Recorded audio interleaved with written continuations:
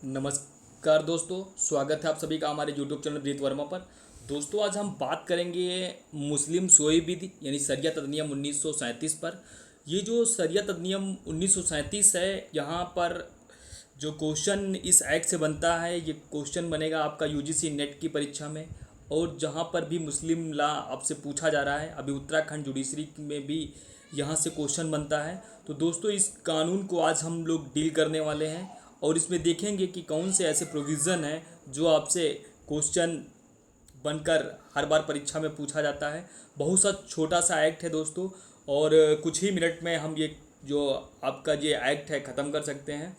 और इस एक्ट में जो बातें करेंगे, हम केवल उन्हीं बातों को करेंगे जो परीक्षा की दृष्टिकोण से आपके लिए ज़रूरी है।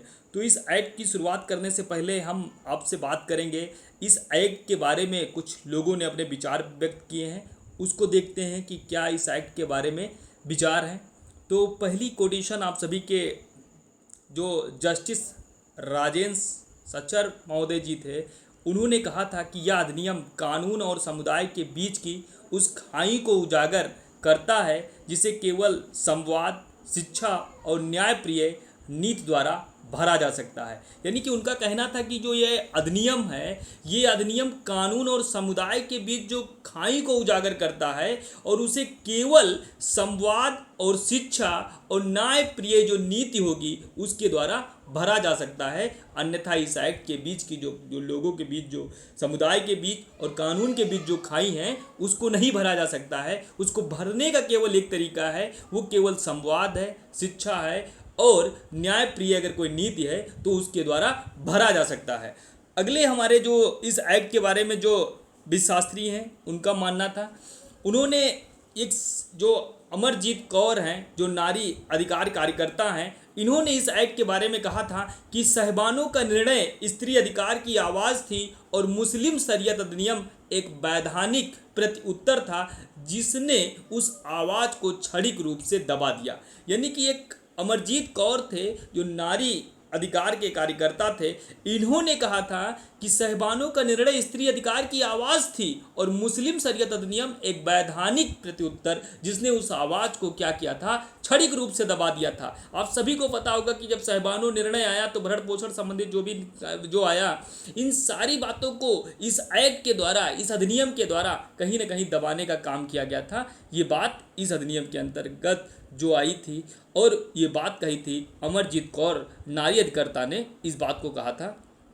फिर इसी एक्ट के बारे में एक जो है डॉक्टर जो अली अहमद इस्लामिक लॉ विशेषज्ञ हैं, इन्होंने इस कानून के ऊपर विचार व्यक्त करते हुए कहा था कि कानून तब तक प्रभावी नहीं हो सकता है जब तक वह समाज की संवेदनाओं और वास्तविकताओं के साथ तालमेल न बैठाए। मुस्लिम शरीयत अधिनियम इस संतुलन को चुनौती देने वाला है, एक ऐतिहासिक प्रयोग था। यानी कि इनका मानना था कि कानून तभी प्रभावी नहीं हो सकता जब तक वह समाज की संवेदनाओं और वास्तविकताओं के साथ तालमेल ना बैठाए, और मुस्लिम शरीयत अधिनियम इस संतुलन को चुनौती देने वाला एक ऐतिहासिक प्रयोग था। तो ये रहा इस एक्ट के बारे में हमारे कुछ ऐसे विशेषज्ञ हैं जिनके बारे में पूछा भी गया है परीक्षा में, और उन्होंने इस एक्ट के बारे में क्या विचार रखा, ये हुआ।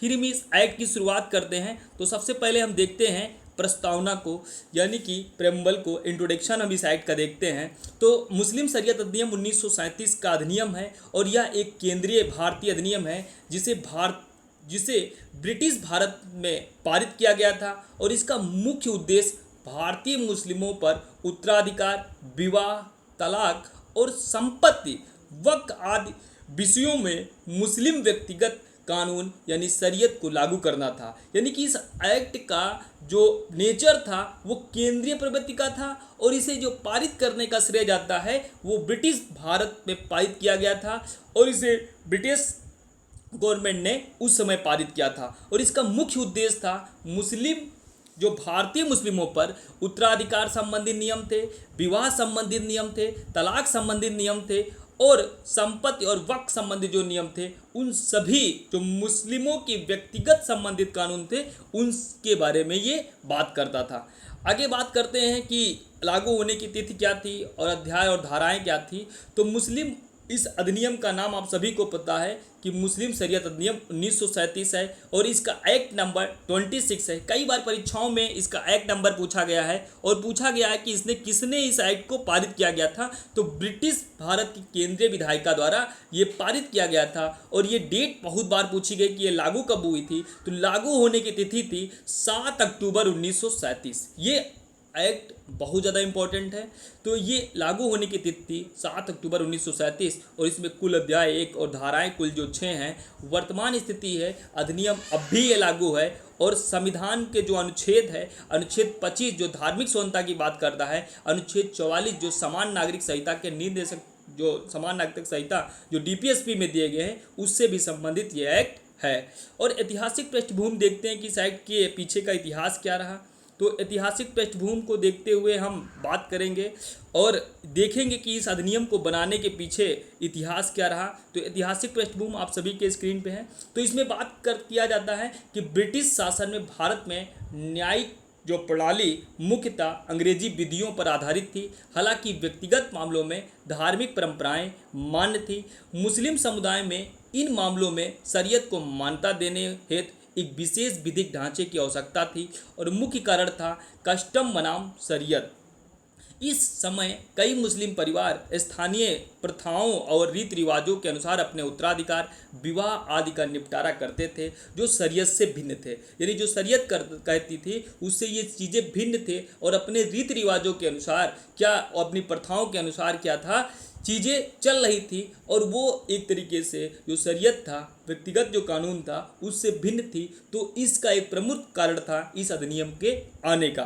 दूसरा कारण था शरीयत की एकरूपता। यानी मुस्लिम धार्मिक नेताओं और उलमाओं की मांग थी कि मुसलमानों के व्यक्तिगत जीवन में शरीयत को पूरी तरह से लागू किया जाए। यानी कुछ उस समय के धार्मिक नेता थे, कुछ लोग थे जिनकी मांग थी कि जो हमारे रीति रिवाज हैं उनको एक तरीके से जो बहुत ज़्यादा पुराने हो चुके हैं उनके स्थान पे क्या होना चाहिए, शरीयत को पूरी तरह से लागू करना चाहिए। तो उसके लिए भी इस एक्ट का एक कारण रहा कि इस अधिनियम के बनने का।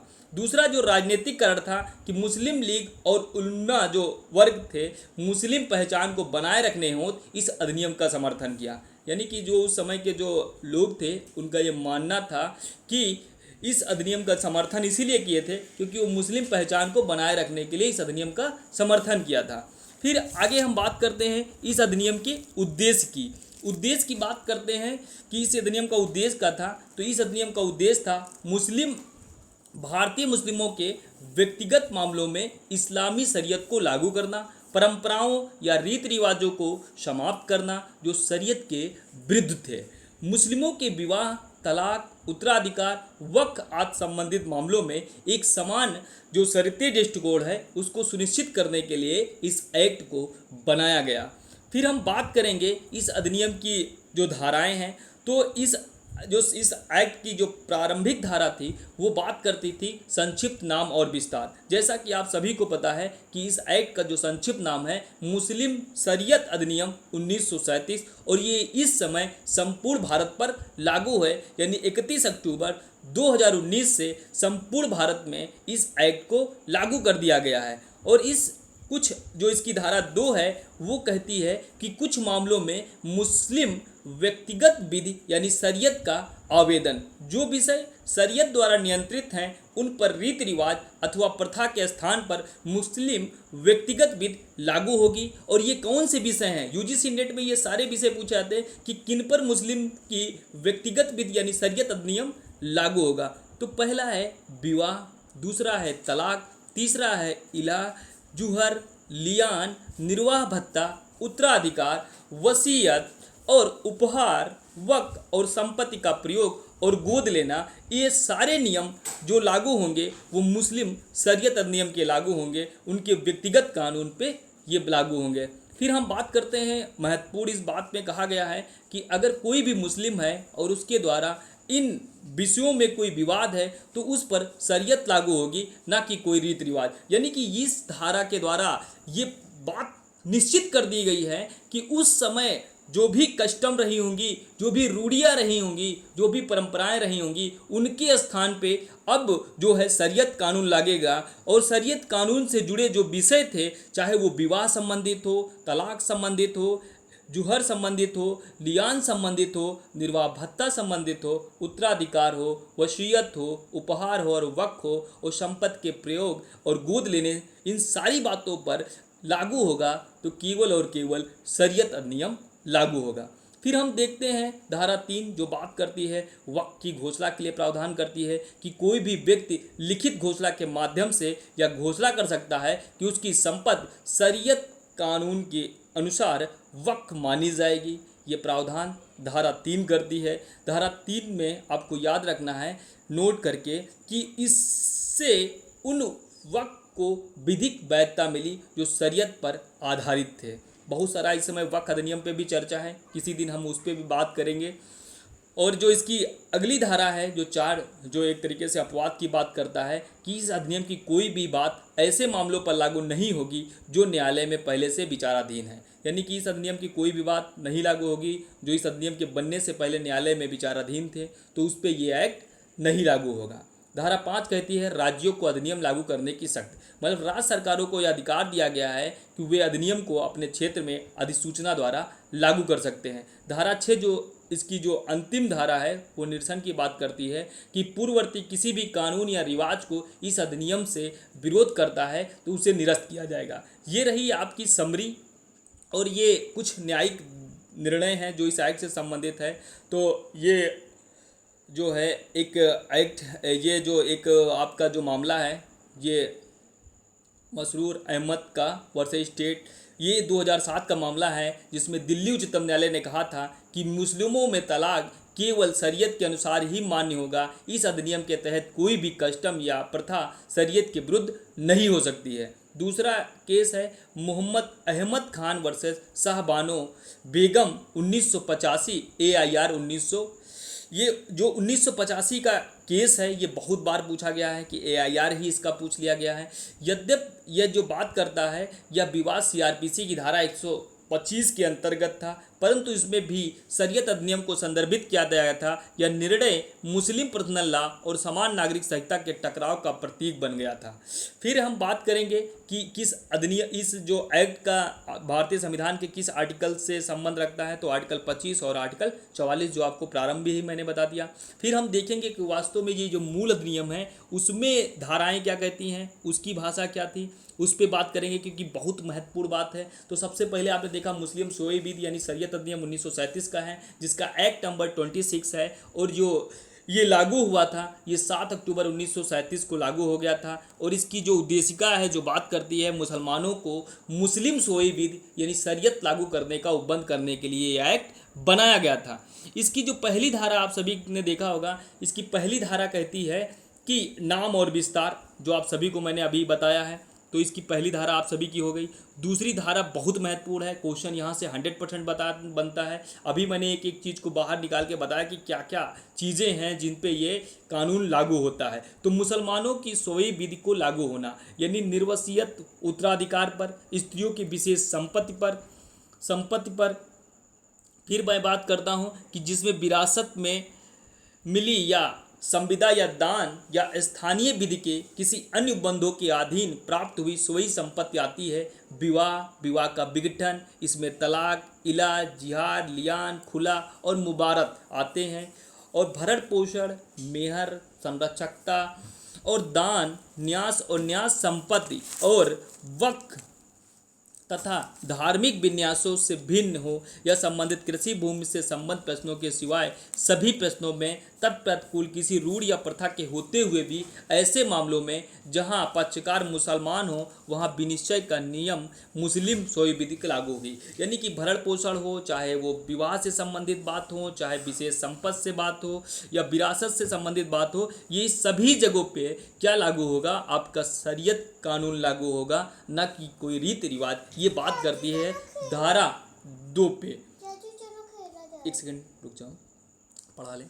ठीक है। तो मैं बात करता हूँ, फिर यहाँ पे बात करता है कि कृषि भूमि से संबंधित प्रश्नों के सिवाय, यानी कि ये जो लागू होगी, ये जो भूमि से संबंधित अगर नियम होंगे उन पे ये नहीं लागू होगा, ये भी बात आपको ध्यान रखनी होगी। धारा 3 जो घोषणा करने की शक्ति रहती है कि कोई व्यक्ति जो विहित प्राधिकार का यह समाधान कर देता है कि वह मुसलमान है और वो भारतीय संविधान अधिनियम 1872 की धारा 11 के अर्थ में संविदा करने के लिए सक्षम है और वह उस राज्य क्षेत्र का निवासी है जिस पर इस अधिनियम का विस्तार है, तो विहित प्रारूप में तथा विहित प्राधिकारी के समक्ष घोषणा फाइल करके यह घोषित कर सकता है कि वह इस धारा के उपबंधों का फायदा उठाना चाहता है और उसके पश्चात उस उद्योग जो घोषणाकर्ता को तथा उसकी सभी अवैध संतान तथा उनके वंशजों को धारा 2 के उपबंध इस प्रकार लागू होंगे मानो उसमें प्रगणित मामलों के अतिरिक्त दत्तक ग्रहण, बिल तथा वसीयतें भी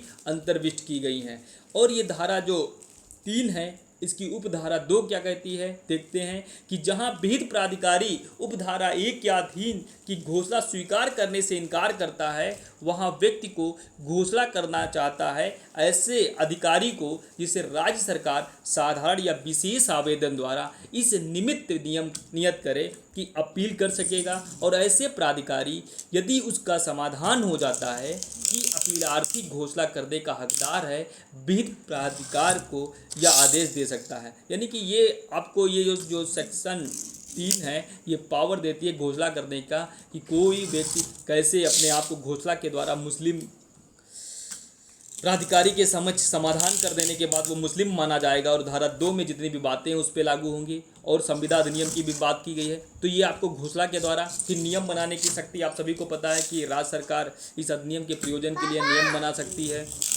फिर धारा जो 5 आप सभी को देखना था, धारा 5 जो बताती है कतिपय परिस्थितियों में न्यायालय द्वारा विवाह का विघटन, यानी मुस्लिम विवाह विघटन अधिनियम 1939 की जो धारा 6 द्वारा निश्चित कर दिया गया था।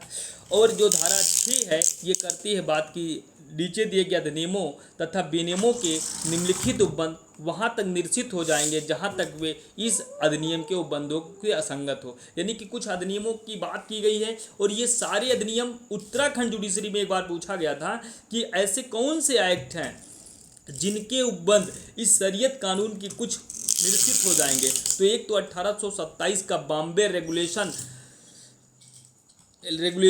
4 की धारा 26 और मद्रास सिविल कोर्ट्स एक्ट 1837 की धारा 16 और अवध विधि अधिनियम 1876 की धारा 3 और पंजाब विधि अधिनियम 1872 की धारा 5 और मध्य प्रांत विधि अधिनियम 1875 की धारा 5 और अजमेर और रेगुलेशन 1870 की धारा 4। ये सारे क्वेश्चन एक बार आपसे उत्तराखंड ऐसे ही छोटे छोटे क्वेश्चन पूछता है, बहुत ज़्यादा टफ नहीं पूछता है, लेकिन ये जब बातें हमें नहीं याद रहती हैं तो वहाँ पे क्वेश्चन गलत हो जाते हैं। तो दोस्तों ये रहा हमारा शरीयत कानून, और इस शरीयत कानून में जो भी क्वेश्चन आपको बनेंगे वो धारा 2 से बनता है और धारा 6 से बनता है, और उसके बाद इसमें जो इसका आपको डेट है वो याद रख के जाना है। तो दोस्तों आप सभी को ये चीज़ें समझ में आई होंगी और आप सभी को काफ़ी ये फ़ायदा करेगा। तो दोस्तों आप हमारे चैनल पे नए हैं तो इसको लाइक करिए और वीडियो को लाइक करिए